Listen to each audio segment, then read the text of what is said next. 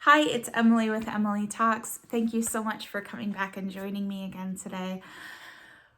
It feels so good to know that you're coming back here to gain more ideas, to connect with me a little bit more, and to make changes in your life that are important.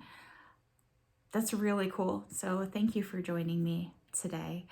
I want to touch on a particular thing that I talked about in my last video, which was mysticism and spirituality, and that is mysticism itself. I kind of rolled past over, the definition of mysticism without really talking about why do I see this as something that is so badong, which if you guys don't know what badong is, it's from Kung Pow, Enter the Fist. When something is so bad and so wrong, it becomes badong. It's just hilarious. I can't get enough of badong. Simply because it takes, something that is seriously scary and makes light of it, makes it less horrible to think about. And I'm going to preface here, and prefacing, if you guys are doing your DBT workbook alongside of me, link in the description, you will recognize that prefacing is something that is not recommended, because it's a way of saying like, oh, well, I don't want to ruffle any feathers, or, my ideas and thoughts are not important, or I'm trying to be codependent and force my ideas on you without being held responsible for trying to control you. So those different aspects of prefacing are no good, Nick. Gosh darn it, I can't get around it. No good, Nick is from my Serbian friends. Nick means like surrounding in Slavic languages. So like chajnik or holodilnik. Chajnik means like around the tea. It's a tea kettle because Nick means surrounds the chai, which is the tea. Holodilnik, holodin. I think that's how it's said.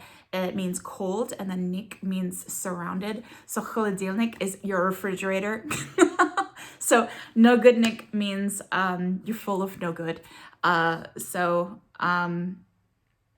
I totally lost track of where I was going. So hopefully you guys can pick up the pieces. I'm not going to try to re-record this intro.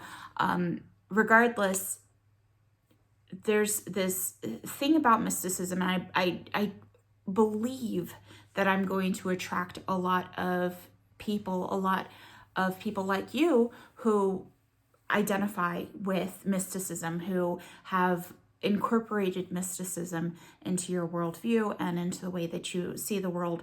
So when I talked about mysticism and spirituality, I used the word "and" for a reason. Versus. This is because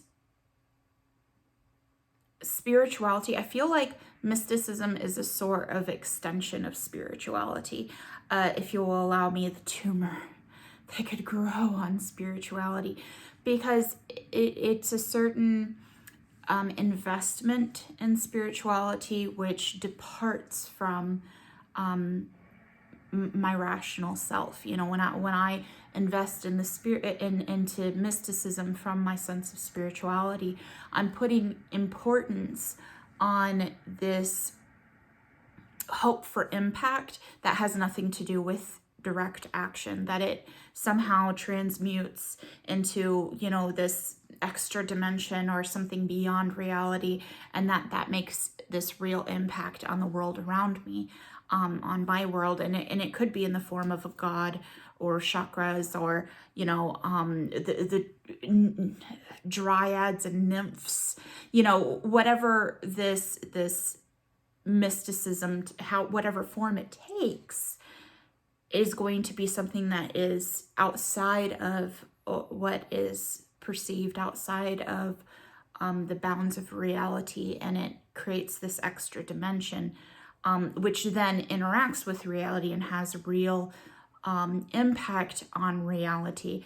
And I don't believe that that is true. I actually believe that investing in mysticism will create problems in your life, in my life.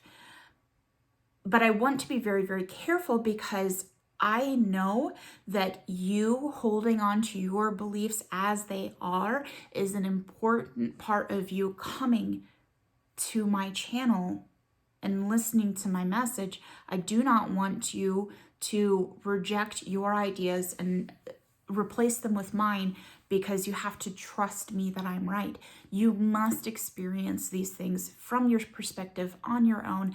And I have found that the expression of spirituality through mysticism that are in some of my dearest friends' lives, people that I truly love, admire, respect, they invest in mysticism.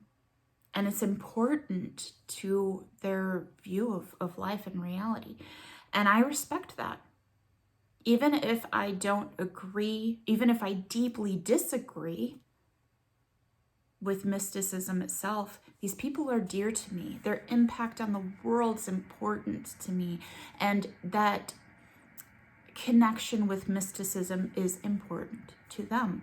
And you belong in this message. You belong in this movement that I want to create in this world. You do not have to think as I think to make an impact and a change in your life. But I absolutely think that it's important for me to talk about, yesterday when I was doing my video on mysticism and spirituality, I defined mysticism. But it's important for me to then go the step further and talk about, why do I think mysticism is badong? Where is that line that shows that,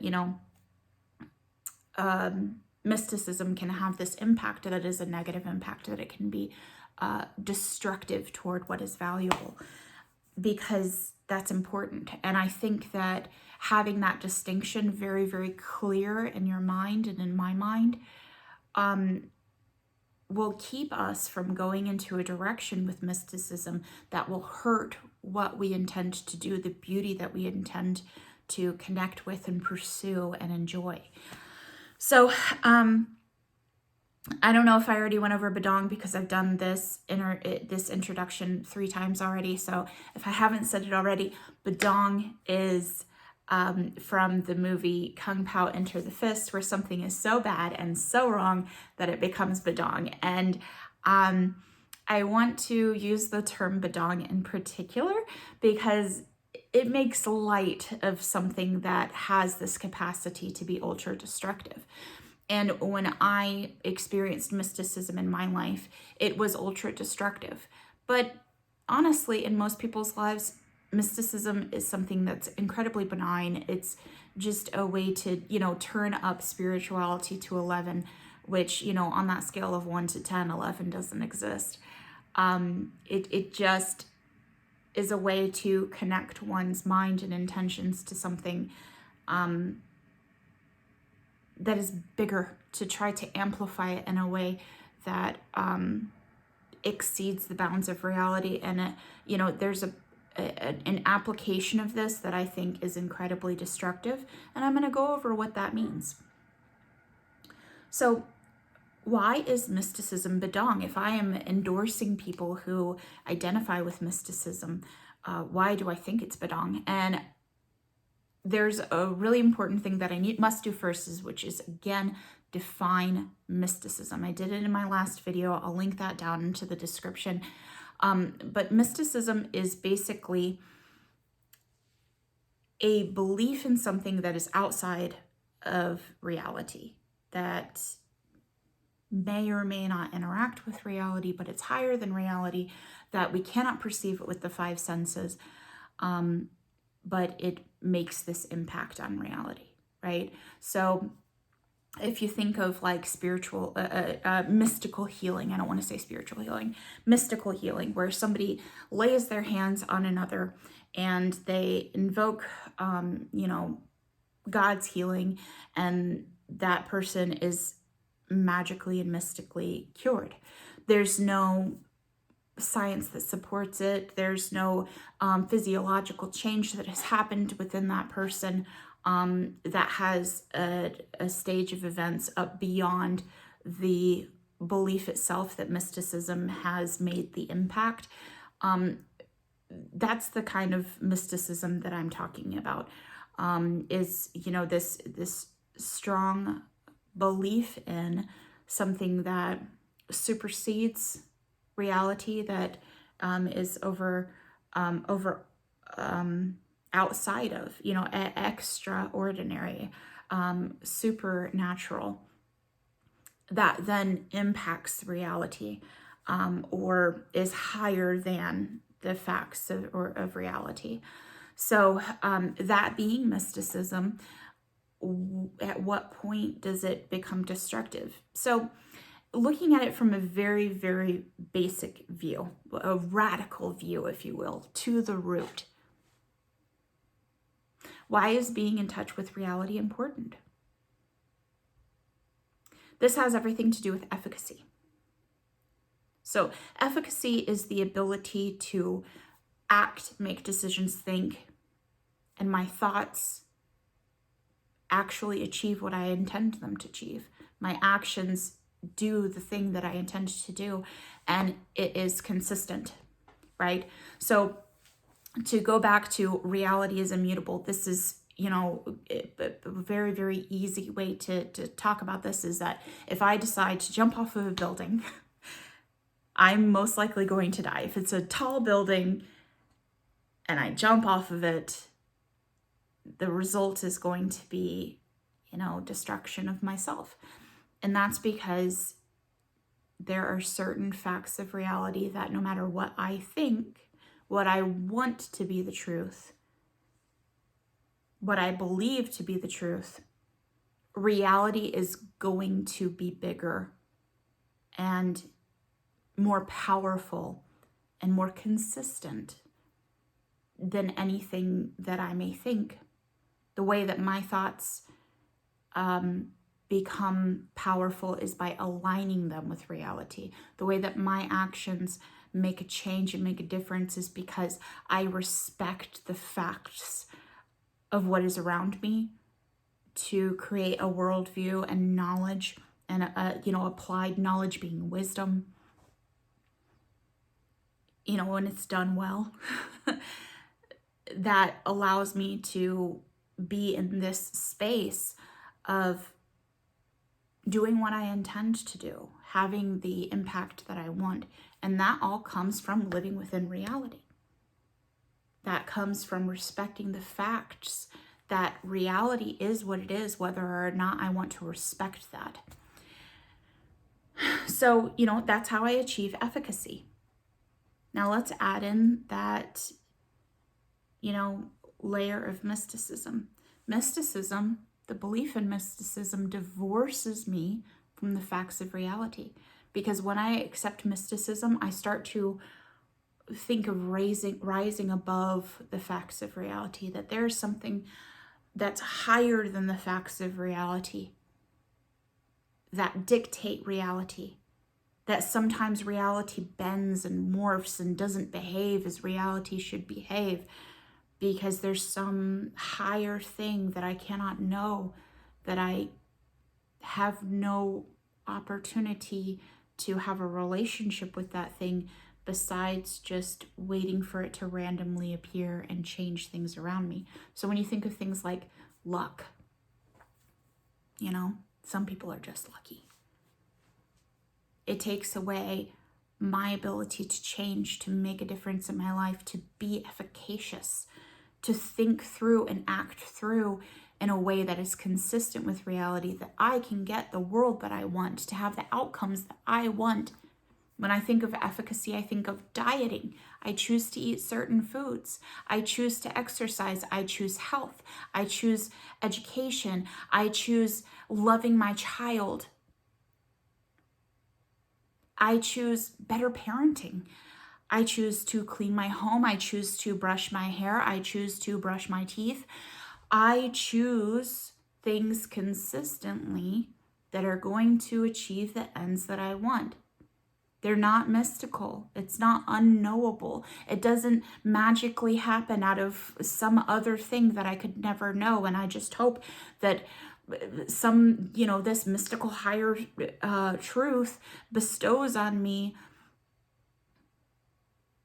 the things that I need for success. I don't believe in any of that, because success is knowable and it is achievable by my own thoughts and by my own actions.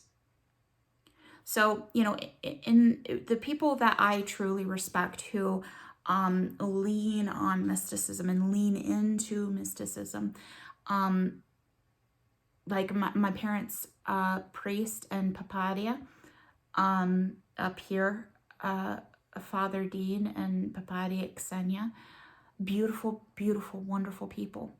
I don't agree with their belief system. I deeply disagree with it because it's, particularly the belief system that led to so much chaos and disruption in my own life.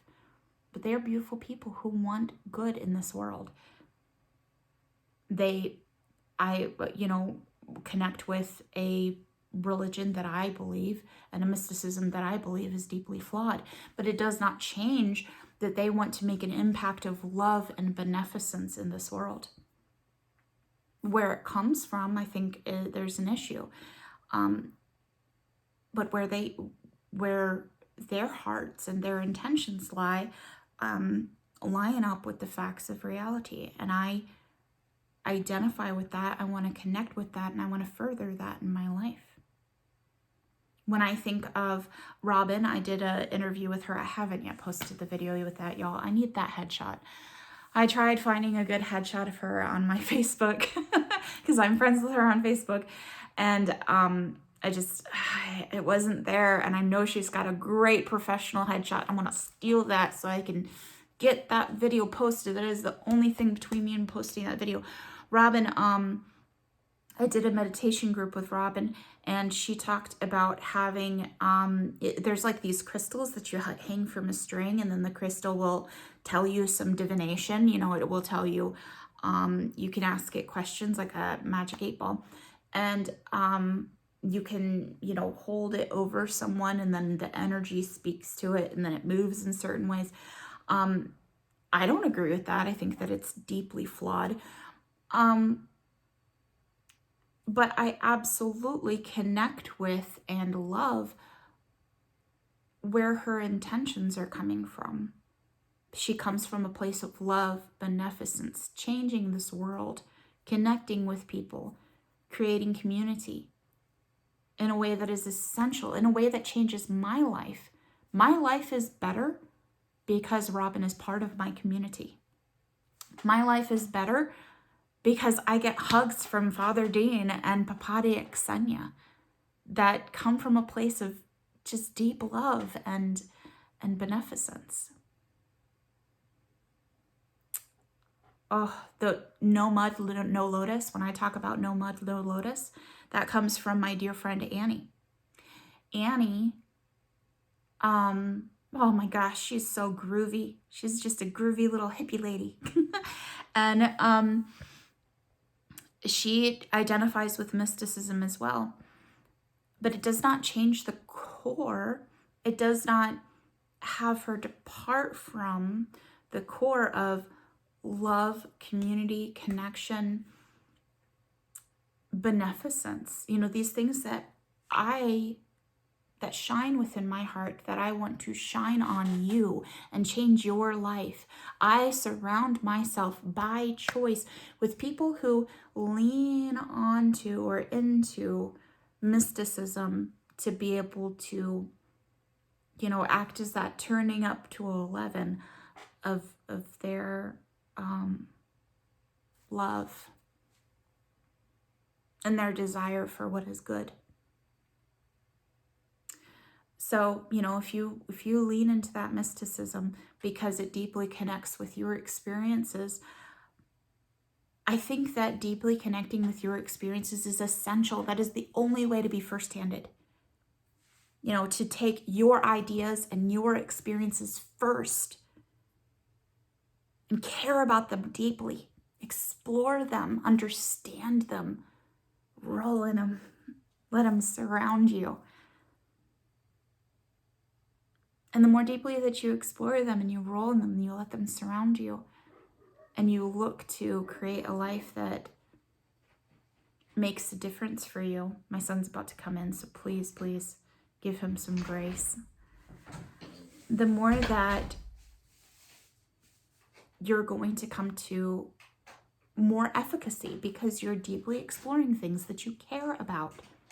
The thing that mysticism can do that would create a problem here, right, is if this floating abstract, this, thing that you put above reality, you take that and you ignore and reject reality.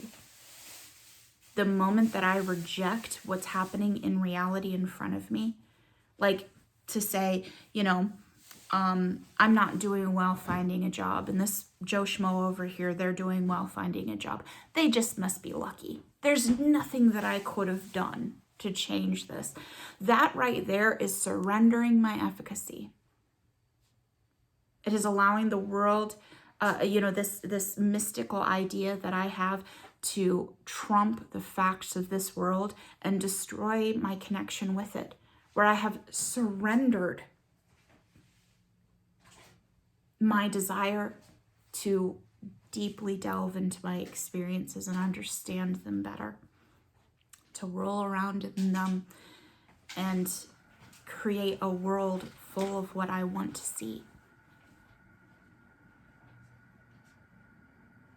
I think I've gone through this enough. My son just came home and I want to connect with him. That's something that I'm trying to be very intentional about, is giving him my attention, my undivided attention, so that I can connect with him and create a better world for him. That's something that I struggle with a lot, is being so much in my own mind that I am not able to slow down and just look my son in the eyes and hear what he has to say. I talked a little while ago about neurodivergent overstimulation, and I haven't created a space for him in my attention to date in a way that gives him a healthy space of connection with his parental authority, and that's caused problems in his life, and I want to change that. So I'm gonna go on ahead and connect with my guy, and I hope that this delving into what about mysticism makes it Badong helps y'all both connect with what your current experiences are deeply, and allows you to do some reflection if you feel that, you're copping out from learning more or delving deeper. Don't let your connection with mysticism keep you from being deeply intentional. We will change this world. You will change this world, starting with yourself, by caring deeply about your ideas and your experiences. And I am here doing this video because I care deeply about my experiences. And I'm not going to give them up if they disagree with others that I think are really, really important to me. I'm only going to delve further so that I can find out that truth that's lying in the bottom of everything, that truth that I experience, that you experience, the truth of the human experience.